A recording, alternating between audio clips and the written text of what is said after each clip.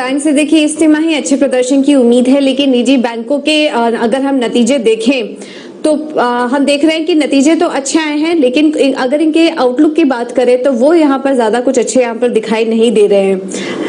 इस वजह से हमारा जो अनुमान है उसमें ब्याज से आय में 19% की ग्रोथ देखने को मिल सकती है, मुनाफा 26% से बढ़ेगा। प्रोविजनिंग की अगर बात करेंगे तो वहां पर गिरावट देखेगी, ये हम उम्मीद करके चल रहे हैं। हो सकता है यहाँ पर कुछ पॉजिटिव सरप्राइज दिखे।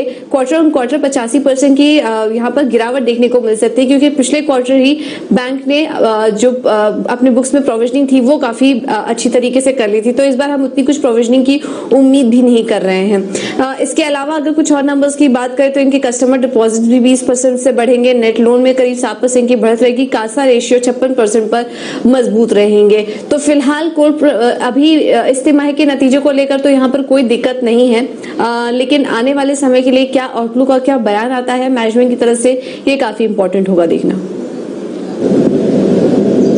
पूरे जो आखिरी क्वार्टर था पिछले वित्त वर्ष का, उसमें परफॉर्मेंस कैसी रहेगी मारुति की?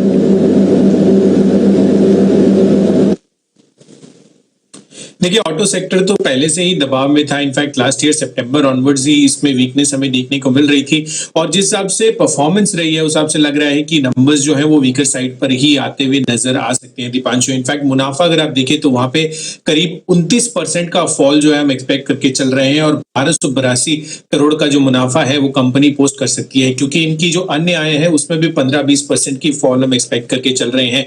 इनफैक्ट अगर आप इनकी रेवेन्यू देखें तो वहां पे जो वॉल्यूम डिग्रोथ हुई है वो 16% की हुई है, तो जाहिर सी बात है कि अगर वॉल्यूम में इतनी भारी कमी आई है तो रेवेन्यू पर भी असर आता हुआ दिखेगा, और 15% इनकी आय में गिरावट हमें देखने को मिल सकती है। इसके अलावा मार्जिन्स पर भी जो है वो दबाव बरकरार रहेगा, करीब 1% का फॉल हम मार्जिन्स पर एक्सपेक्ट कर रहे हैं। 9.5% इनकी मार्जिन्स रह सकती है, क्योंकि कहीं ना कहीं ज्यादा डिस्काउंट इन्होंने जो दिया था उसका जो है असर इनकी मार्जिन्स पर पड़ेगा, और डीजल बिक्री भी जो है वो कम होती हुई नजर आई है। देखना इंपॉर्टेंट है कि अब जैसे कि आज से मारुति जो है अपना प्रोडक्शन दोबारा शुरू कर रहा है मानेसर प्लांट में, आगे और भी जो है कंपनी की क्या अपडेट रहती है, चाहे वो सप्लाई चेन हो चाहे वो वेंडर्स हो, उस पर नजर रहेगी कल। और साथ ही कस्टमर्स की जो डिमांड कैसी आ रही है, वहां पर मैनेजमेंट की क्या कमेंट्री रहती है, ये देखना काफी इंपॉर्टेंट होगा।